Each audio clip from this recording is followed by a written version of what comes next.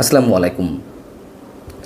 যুক্তরাষ্ট্রের গোয়েন্দা প্রধান তুলসী গ্যাবার্ডের একটি মন্তব্যের পরপরই যখন বাংলাদেশের তুলকালাম কাণ্ড চলছে, ঠিক সেই মুহূর্তে আরও একটি খবরের প্রতি মানুষের তুমুল আগ্রহ। সেটি হচ্ছে সাবেক প্রধানমন্ত্রী শেখ হাসিনার সঙ্গে কি তার দেখা হয়েছে। ভারতের যে নন ট্র্যাডিশনাল মিডিয়াগুলো রয়েছে তারা মোটামুটি এইভাবে ফলাও করে প্রচার করার চেষ্টা করছে যে শেখ হাসিনার সঙ্গে তার দেখা হয়েছে, কিন্তু ট্র্যাডিশনাল অথবা প্রভাবশালী যে গণমাধ্যমগুলোকে আমরা জানি সেখানে এ বিষয়ে কোনো খবর নেই। কিন্তু দ্য সান 24 নামে একটি গণমাধ্যম তারা চুলচেরা বিশ্লেষণ করে দেখানোর চেষ্টা করেছে আসলে বিষয়টি কী ঘটেছে। আমরা খুব স্বাভাবিকভাবে জানি যে তুলসী গ্যাবার্ডের যে একের পর এক কর্মসূচি 3 দিন ধরে ছিল, সেই কর্মসূচিগুলো আগে নির্ধারিত থাকলেও এবং সেই অনুযায়ী তিনি প্রত্যেকটি কর্মসূচিতে সময় অনুযায়ী যোগ দিলেও বৈঠকগুলোতে কী আলোচনা হয়েছে তার কিন্তু খুব কম ভারতের গণমাধ্যমে এসেছে।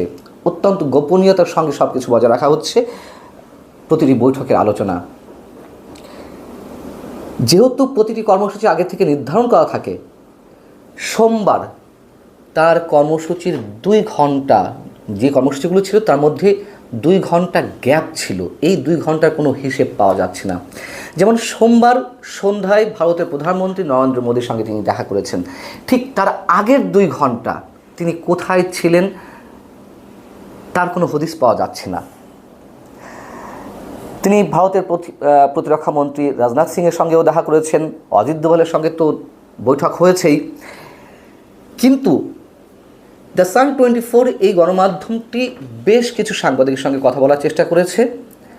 এর মধ্যে 4 জন প্রখ্যাত সাংবাদিক, যাদের 2 জন ভারতীয় বার্তা সংস্থা ANI-তে দীর্ঘদিন ধরে কাজ করছেন এবং তারা ভারতের সাউথ ব্লকের খবরাখবরই স্বাভাবিকভাবে তারা করে থাকেন।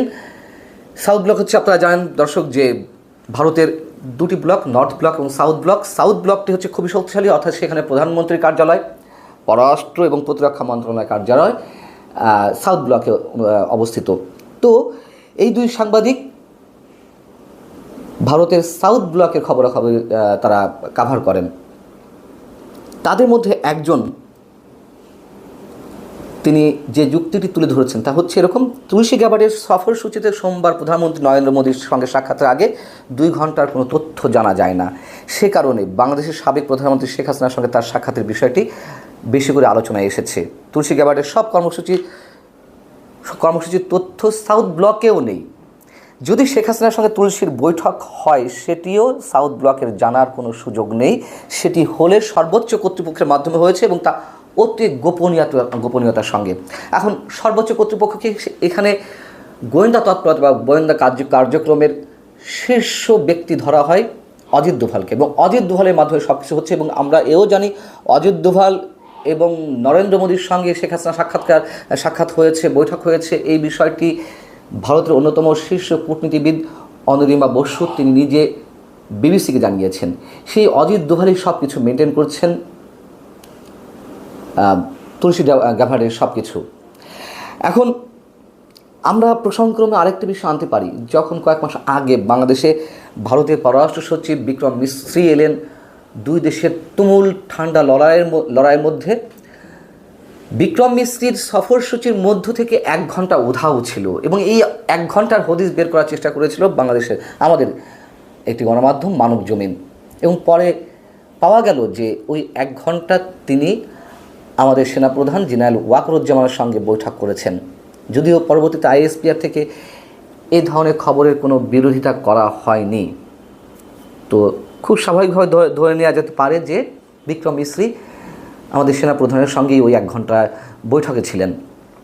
ঠিক এদিক থেকে যদি আমরা মিলাই, তুলসী গ্যাবার্ডের মতন একজন হাই প্রোফাইল ব্যক্তি তার 3 দিনের সফরে 2 ঘন্টা কেন গ্যাপ রইল কর্মসূচির মধ্যে?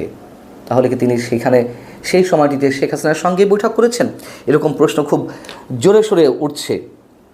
যদিও আরেক সাংবাদিক ANI-এর ভারতীয় বার্তা সংস্থা তিনি বলছেন যে শেখ হাসিনার সঙ্গে তুলসী গ্যাবার্ডের বৈঠক হয়েছে এই বিষয়ে নিশ্চিত করে কিছু বলা যাচ্ছে না। যদিও ঘটনা পরম্পরায় যদি আমরা একটু মেলাই তাহলে হয়তো সমীকরণটি মেলানো যেতে পারে যে তুলসী গ্যাবার্ড শেখ হাসিনার সঙ্গে বৈঠক করেছেন এবং তিনি বেশ কিছু সমীকরণ দিয়েছেন, তার মধ্যে হিলারি ক্লিন্টনের প্রসঙ্গ নিয়ে এসেছেন। আমরা জানি যে মার্কিন রাজনীতিতে তুলসী গ্যাবার্ডের প্রধান প্রতিপক্ষ হিলারি ক্লিন্টন, এবং তুলসীর আগে ডেমোক্র্যাট পলিটিক্স করতেন।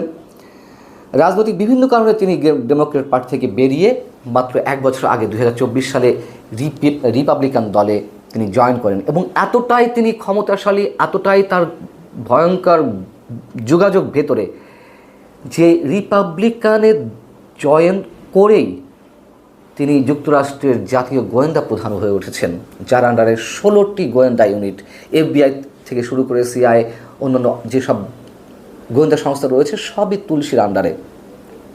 অতএব তুলসী মনে করেন যে হিলারি ক্লিন্টন আমাদের প্রধান উপদেষ্টা ডক্টর ইউনূস এবং সমন্বয়কদেরকে বাংলাদেশের ক্ষমতায় বসিয়েছেন, এবং তার কারণেই বাংলাদেশে ইসলামী সন্ত্রাসবাদ মাথাচাড়া দিয়ে উঠছে। এই বিষয়ে পুঙ্খানুপুঙ্খ তুলসী গ্যাবার্ডের নখদর্পণে রয়েছে, এবং অনেকেই বলছেন যে তুলসী গ্যাবার্ড ভারতের ট্যাবলেট খেয়েছেন, হজম করেছেন, ভারত যা বোঝাচ্ছে তুলসী গ্যাবার্ড সেই ভাষাতে কথা বলছেন। আসলে বিষয়টি তো সেরকম নয়। আমি আগেও বলেছি, তুলসী গ্যাবার্ডের বিষয়টি এত হালকাভাবে নেওয়ার কিছু নেই যে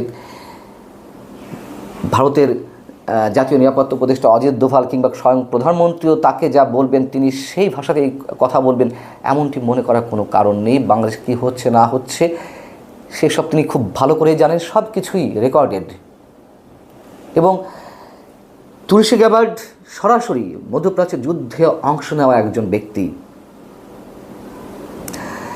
সেই জায়গা থেকে যদি কেউ মেলাতে চেষ্টা করেন যে তুলসী গ্যাবার্ড শেখ হাসিনার সঙ্গে বৈঠক করেছেন, এতে অবাক হওয়ার কিছু থাকবে না।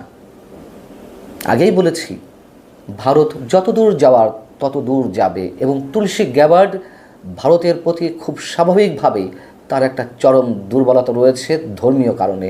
আর তার ধর্মীয় পরিচয় বা তার যে হিন্দু ধর্মের তার বিভিন্ন বিষয়ের চর্চা, এটা তো নতুন কিছু নয়।